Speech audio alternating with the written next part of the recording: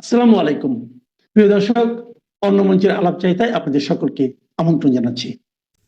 বাংলাদেশের সেনা প্রধান জেনারেল ওয়াকারুজ্জামানের একটি বক্তব্যের একটি অংশ টক অব দি টাউনে পরিণত হয়েছে, এভাবে আমরা বিভিন্ন সূত্র শুনেছি। সেই বিষয়টা নিয়ে কথা বলতে চাই। প্রিয় দর্শক শ্রোতা, আসসালামু আলাইকুম।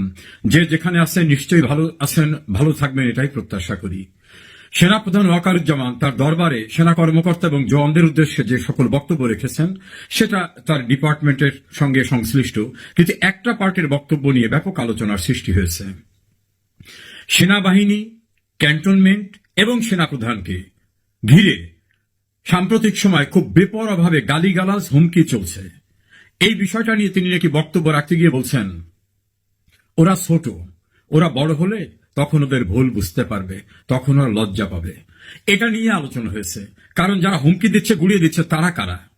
তাদের ভিতরে তিনজন আছেন বিদেশি অনলাইন অ্যাক্টিভিস্ট। এদের ভিতরে একজনের বয়স সেনাপ্রধান ওয়াকারুজ্জামানের চেয়ে অনেক বেশি, অপর একজনের বয়স ওয়াকারুজ্জামানের চেয়ে বেশি, আর একজনের বয়স ওয়াকারুজ্জামানের কাছাকাছি।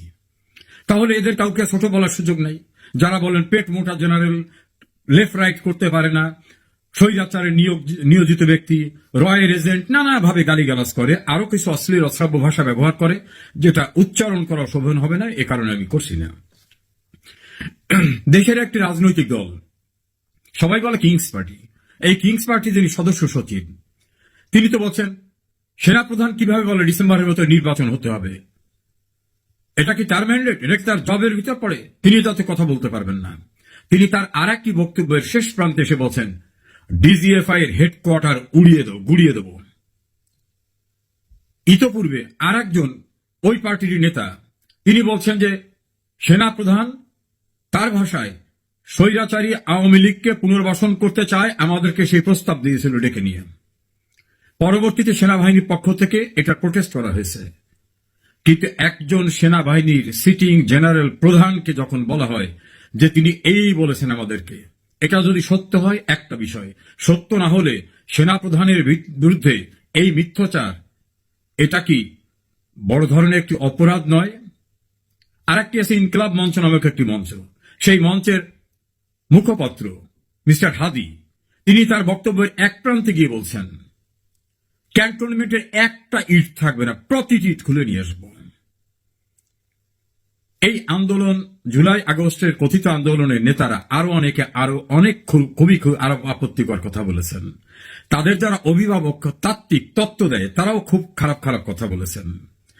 আগে করতেন সেনাপ্রধানের আক্রমণ, এখন ক্যান্টনমেন্ট, ডিজিএফআই সহ। পূর্বে একদিন সেনাপ্রধান বলেছিলেন, আমি ঠিক বুঝতে পারি না কিছু লোক কেন আমাকে এবং সেনাবাহিনীকে আক্রমণ করে। উনি ওইটা বলার পরে এই আক্রমণের গতিটা আরো বেড়েছে, আরো অশ্লীল অশ্রাব্য ভাষা ব্যবহার শুরু হয়ে গেছে। এখন সেইটার জবাব উনি দিলেন যে ওরা বড় হলে তখন বুঝবে। এখন যারা এগুলো বলতেছেন তারা, তাদের এক পার্টির বয়স তো আমি বললাম, আর এক পার্টির সবাই রাজনৈতিক দলের নেতা। শুধু নেতা না, বর্তমান যে সরকার প্রধান দাবি করা ডক্টর ইউনূস, তার নিয়োগ যারা দিয়েছেন তারা, অর্থাৎ তারা নিয়োগকর্তা এবং তারা একটি রাজনৈতিক দলের গুরুত্বপূর্ণ নেতা। এবং তারা এত গুরুত্বপূর্ণ নেতা যে আর্মির এপিসি, তার ভিতরে তাদেরকে নিরাপত্তা দিয়ে আনতে হয়। তাদের প্রোগ্রামে ডগ স্কোয়াড, সোয়াত বাহিনী, র্যাব, বিজিবি, পুলিশ এবং ঢাকা থেকে স্বরাষ্ট্র মন্ত্রণালয় একটি কক্ষ থেকে মনিটর করা হয়। কত ইম্পর্ট্যান্ট! অতীতে কোনোদিন বাংলাদেশের কোন রাজনৈতিক দলকে এত প্রোটেকশন দেওয়া হয়নি, এত কিছু করা হয়নি। সেইগুলোকে জেনারেল ওয়াকার আপনি বলেন ছোট মানুষ? কোন অর্থে ছোট বললেন? ওরা তো সাইজে অনেক বড় আছে, বয়সও বড় আছে। নাকি আপনি ভীত সন্ত্রস্ত হয়ে আত্মসম্মান বাঁচাবার জন্য এভাবেই কথা বলছেন যে ওরা ছোট?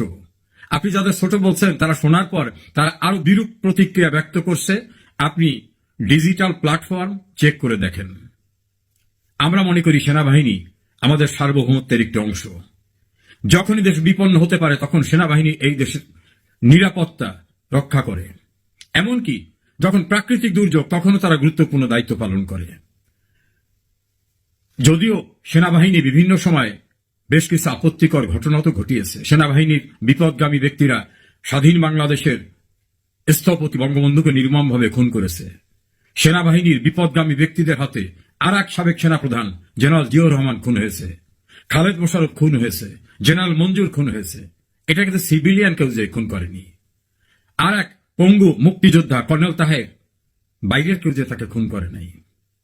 এই বিষয়গুলো আমরা মাথায় রাখার পরও মনে করি অ্যাজ এ হোল সেনাবাহিনী, দেশপ্রেমিক সেনাবাহিনী, বাংলাদেশের স্বাধীনতা সার্বভৌমত্বের অতন্দ্র প্রহরী। সেই সেনাবাহিনীকে যে কেউ হুমকি দিলে থাকবে এটা? আপনি তো দায়িত্ব নিয়ে বলছিলেন আমি দায়িত্ব নিলাম, আমার উপর ভরসা রাখেন। আপনি দায়িত্ব নেওয়ার পরে দেশটি মব সংস্কৃতি বন্ধ হয়েছে? হয়নি। বিশ্বখ্যাত সঙ্গীত তারকা মমতাজকে কি নির্মমভাবে নাজেহাল করা হয়েছে। ঢাকা কোর্টে এবং নারায়ণগঞ্জ কোর্টে কিভাবে সিনিয়র রাজনৈতিক নেতৃবৃন্দদেরকে মবের শিকার হতে হয়েছে। এটা আপনি দায়িত্ব নিয়ে এবং পরে যখন বলছেন যে আর মব সহ্য করা হবে না, এগুলো তার পরের ঘটনা। আপনার শপথ নেওয়ার সময় তো 3টে শব্দ থাকে, প্রয়োজনে জীবনের বিনিময়ে বাংলাদেশের রাষ্ট্রপতি এবং সংবিধানকে রক্ষা করব। যখন বলা হয় সংবিধান ছুঁড়ে ফেলে দেব, এটা কোন সংবিধান, এটা ডাস্টবিনে ফেলে দেব। Is it not offence? এটা বড় অপরাধ না? এটা রাষ্ট্রদ্রোহিতার অপরাধ। যখন বলা হয় রাষ্ট্রপতির নামের সঙ্গে একটা পশুর নাম যুক্ত করে বলা হয় তার বাচ্চা, রাষ্ট্রপতিকে উচ্ছেদ করব, এটা অপরাধ না? এটা ইন্টিমিডেশন, এটা অপরাধ না? রাষ্ট্রপতি রাষ্ট্রের প্রতীক। আপনার দায়িত্ব, আপনার সেনাবাহিনীর দায়িত্ব তার নিরাপত্তা নিশ্চিত করা, তার সম্মান নিশ্চিত করা, তার প্রোটেকশন নিশ্চিত করা। কই তাদের বিরুদ্ধে তো কোনো আইনগত ব্যবস্থা হয়নি।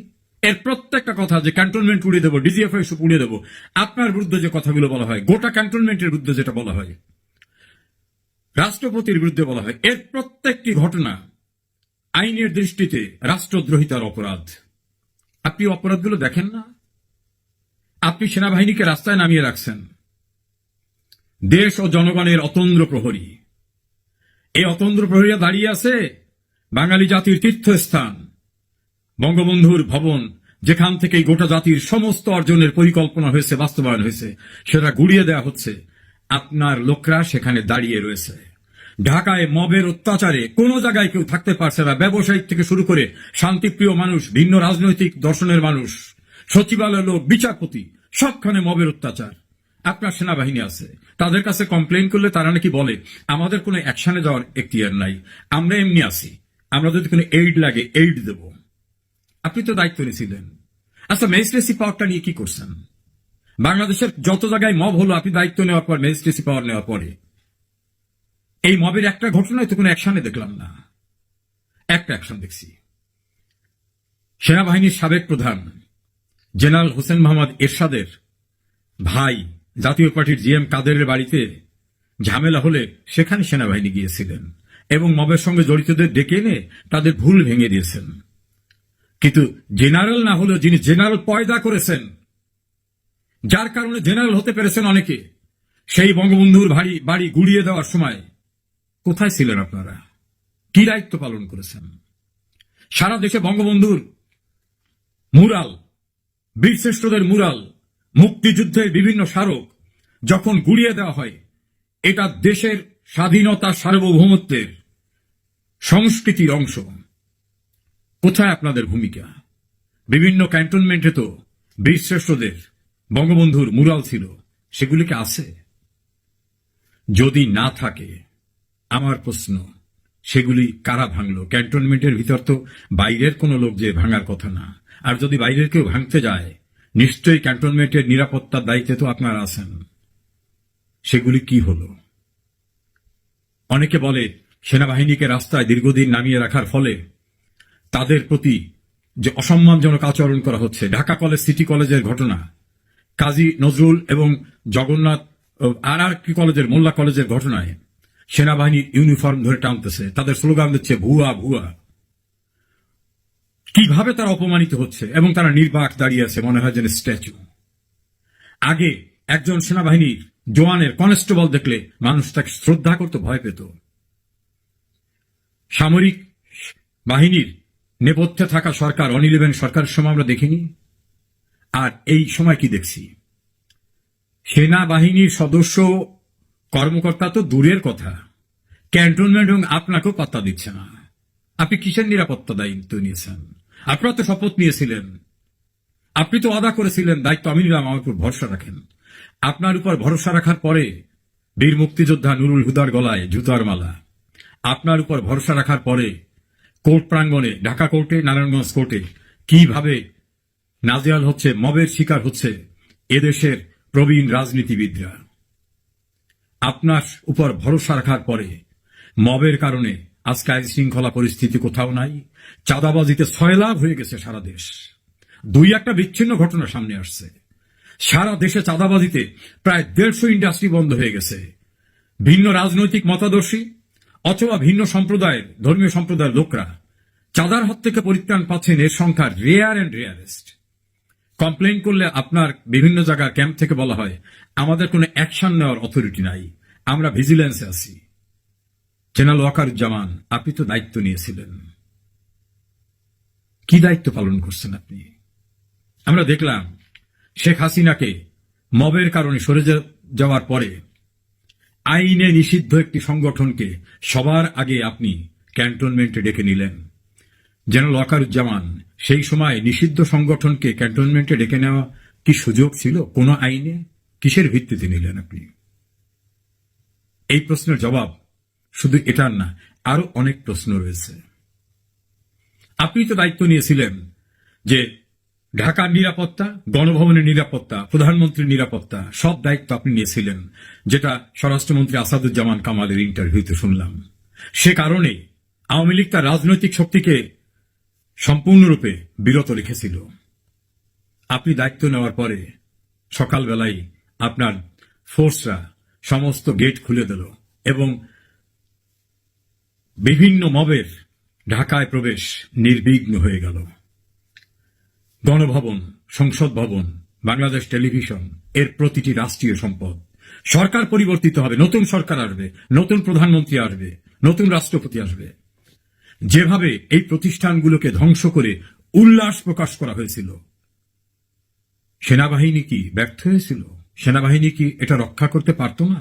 এ প্রশ্ন অনেকেরই, এবং সে প্রশ্নের অনেক যৌক্তিক দিক রয়েছে। একজন রিটায়ার্ড জেনারেল তিনি তো বলছেন তাকে যিনি নিয়োগ দিয়েছিলেন তিনি তার সঙ্গেই কথা রাখেননি। কাজী দেশবাসীকে উনি গণহারে কি বক্তৃতা দিয়েছেন সেটা ওনার রাখতে হবে এমন কথা নয়। তবে জেনারেল ওয়াকারুজ্জামান, আপনার প্রতি শ্রদ্ধা রেখে আমি বলবো, আপনি আজকে যাদের প্রশ্রয় দিচ্ছেন, আশ্রয় দিচ্ছেন, যাদের মাথায় উঠে যাওয়ার পরেও আপনি তাদের বন্ধ করছেন না, এ ক্ষতিটা আপনার না। সেনাপ্রধান একটি গুরুত্বপূর্ণ পদ, ক্যান্টনমেন্ট একটি গুরুত্বপূর্ণ জায়গা, সেনাবাহিনী এই রাষ্ট্রের সার্বভৌমত্বের একটি গুরুত্বপূর্ণ অংশ, রাষ্ট্রপতি রাষ্ট্রের প্রতীক। এই জায়গাটা ধ্বংস হয়ে গেলে আর অবশিষ্ট কিছু থাকে না। আপনি চিরদিন জেনারেল, এই সেনাপ্রধান থাকবেন না, কিন্তু প্রতিষ্ঠানটা যদি সাংঘাতিকভাবে নিচে নেমে যায়, অপমানিত হয়, সেখান থেকে ফিরিয়ে আনা কিন্তু অনেক কঠিন। কেউ কেউ তো বলছেন যে আপনার যাদের প্রতি বিশেষ দরদ আছে, যাদের নাম আপনি 2 বার 3 বার উচ্চারণ করেন, যারা নিষিদ্ধ থাকা সত্ত্বেও আপনি তাদেরকেই গুরুত্ব দিয়ে ডেকে নেন, তাদের না আসা পর্যন্ত আপনি আপনার বক্তব্য রাখেন না, অ্যাড্রেসও করেন না। এখন যদি তাদের স্বনামী এবং বেনামী ব্যক্তিরা গালিগালাজ করে, এটা সহ্য করা ছাড়া আপনার উপায় নাই, এমন কিন্তু কথাও আছে।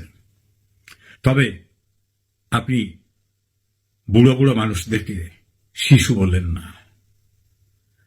আপনার নিয়োগকর্তা রাষ্ট্র, সেই রাষ্ট্রের সরকারের নিয়োগকর্তা ওরা ডক্টর ইউনূসকে নিয়োগ দিয়েছে, আর তাদেরকে আপনি বলেন ছোট ছোট মানুষ।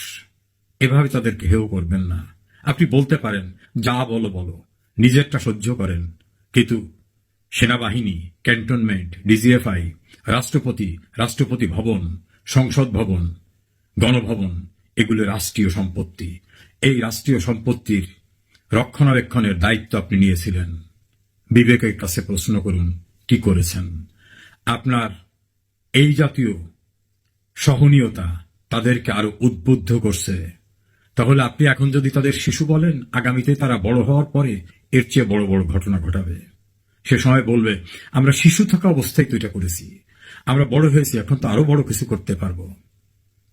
বাংলাদেশের মব সংস্কৃতি, আইন শৃঙ্খলাহীন পরিস্থিতি, বিচার বিভাগ মবের শিকার পরিণত হওয়া, সিভিল অ্যাডমিনিস্ট্রেশন মবের শিকারে পরিণত হওয়া, স্বাধীনতা বিরোধীরা বিভিন্ন জায়গায় প্রতিষ্ঠিত হওয়া এবং একটি গণতান্ত্রিক ব্যবস্থা ধ্বংস হয়ে যাওয়া, এর দায় দায়িত্ব অস্বীকার করতে পারবেন?